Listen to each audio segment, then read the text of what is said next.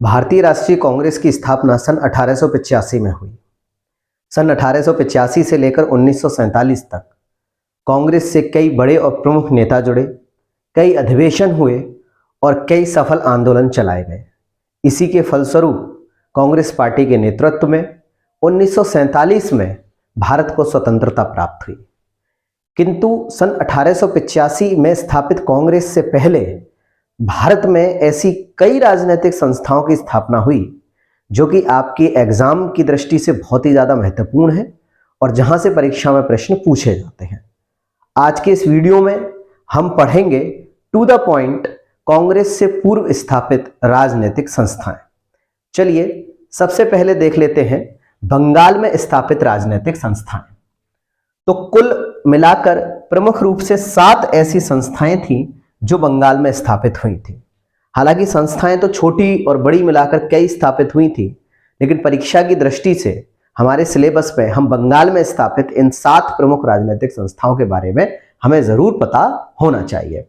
चलिए एक बार नजर डाल लेते हैं। सबसे पहले देखिएगा, बंगाल में बंग भाषा प्रकाशक सभा की स्थापना हुई सन 1836 में और इस राजनीतिक संस्था के संस्थापक थे राजा राम मोहन राय। राजा राम मोहन राय को आधुनिक भारत में ऐसा सर्वप्रथम समाज सुधारक माना जाता है जिन्होंने राजनीतिक सुधारों की दिशा में सबसे ज्यादा प्रयास किए। राजा राम मोहन राय ने 1836 में सबसे पहले बंग भाषा प्रकाशक सभा की स्थापना की। इसके बाद बंगाल में दूसरी राजनीतिक जो संस्था थी जिसकी स्थापना हुई वह थी land holder society. Land holder society को हम जमींदारी एसोसिएशन के नाम से भी जानते हैं, या तो आप लैंड होल्डर सोसाइटी कहिएगा या फिर जमींदारी एसोसिएशन। इसकी स्थापना सन 1838 में की गई। इसके संस्थापक थे Dwarkanath Tagore. Land holder society Bharat की ऐसी पहली सर्वप्रथम राजनीतिक संस्था थी जिसने संगठित होकर राजनीतिक सुधारों के लिए प्रयास किया था। भारत में पहली बार एक संगठित राजनीतिक संस्था हम लैंड होल्डर सोसाइटी को कह सकते हैं। लैंड होल्डर सोसाइटी के संस्थापक तो द्वारकानाथ टैगोर थे, लेकिन इस सोसाइटी के 2 सचिव और थे। एक भारतीय सचिव थे और एक ब्रिटिश सचिव थे। तो आपकी परीक्षा में पूछा जा सकता है कि लैंड होल्डर सोसाइटी के भारतीय सचिव कौन थे, तो इसका उत्तर हो जाएगा प्रसन्न कुमार, और ब्रिटिश सचिव थे विलियम काबरी। चलिए अब देखते हैं आगे। तीसरी संस्था थी बंगाल में स्थापित बंगाल ब्रिटिश इंडिया सोसाइटी। इसकी स्थापना सन 1843 में की गई और इसके संस्थापक थे जॉर्ज थॉमसन और इस संस्था के सचिव थे प्यारी चंद्र मित्र। याद रखिएगा, यह प्रश्न आपके प्रीवियस ईयर क्वेश्चंस में पूछा जा चुका है। यूपीपीसीएस के एग्जाम में यह प्रश्न पूछा गया है कि बंगाल ब्रिटिश इंडिया सोसाइटी के सचिव कौन थे, तो इसका उत्तर होगा प्यारी चंद्र मित्र। चलिए उसके बाद ब्रिटिश इंडियन एसोसिएशन की स्थापना 1851 में हुई। जब लैंड होल्डर सोसाइटी और बंगाल ब्रिटिश इंडिया सोसाइटी को अपेक्षित सफलता प्राप्त नहीं हुई तो इन दोनों राजनीतिक संस्थाओं का विलय करके एक नई संस्था का जन्म हुआ जिसे हम ब्रिटिश इंडियन एसोसिएशन के नाम से जानते हैं। इसकी स्थापना सन 1851 में हुई और इसके संस्थापक थे राजा राधाकांत देव। राजा राधाकांत देव इसके संस्थापक थे और आपको यह भी जानकारी होनी चाहिए कि राजा राधाकांत देव राजा राम मोहन राय के हमेशा एंटी रहा करते थे, हमेशा विरोधी रहा करते थे। क्योंकि जब राजा राम मोहन राय ने विलियम बेंटिक जब गवर्नर जनरल थे भारत के, तो 1829 में सती प्रथा उन्मूलन कानून को लागू करवाया था। राजा राम मोहन राय के प्रयासों से सती प्रथा को बंद किया गया था। तो राजा राधाकांत देव सती प्रथा को बंद कराने के विरोध में नहीं थे। वो हमेशा से ये चाहते थे कि सती प्रथा का विरोध ना हो, इसलिए हम ये कह सकते हैं कि राजा राधाकांत देव हमेशा राजा राम मोहन राय के विरोधी रहे। देखिए, ब्रिटिश इंडियन एसोसिएशन जो 1851 में स्थापित हुई, उसका मुख्य पत्र था हिंदू पैट्रियट। यह भी परीक्षा में प्रश्न पूछा जा सकता है। चलिए आगे देखते हैं। इंडियन लीग, इसकी स्थापना सन 1875 में हुई। शिशिर कुमार घोष इसके संस्थापक थे। शिशिर कुमार घोष अमृत बाजार पत्रिका के संपादक थे और मालिक थे और इंडियन लीग के भी ये संस्थापक थे। इसके अस्थाई अध्यक्ष थे शंभू चंद्र मुखर्जी। शंभू चंद्र मुखर्जी इंडियन लीग के अस्थाई अध्यक्ष थे। इसके बाद देखिएगा कलकत्ता स्टूडेंट्स एसोसिएशन, इसकी स्थापना 1875 में हुई। आनंद मोहन बोस के द्वारा कलकत्ता स्टूडेंट्स एसोसिएशन की स्थापना हुई। इसके बाद देखिएगा इंडियन एसोसिएशन, इसकी स्थापना 1876 में हुई सुरेंद्र नाथ बनर्जी एवं आनंद मोहन बोस के द्वारा। आनंद मोहन बोस और सुरेंद्र नाथ बनर्जी ने मिलकर इंडियन एसोसिएशन की स्थापना करी सन 1876 में। देखिए, अगर आपसे परीक्षा में यह पूछा जाता है कि हमारे भारत में सबसे पहली बार आईसीएस की परीक्षा यानी इंडियन सिविल सर्विसेज की परीक्षा किसने पास की, तो उसका उत्तर होगा सत्येंद्र नाथ टैगोर।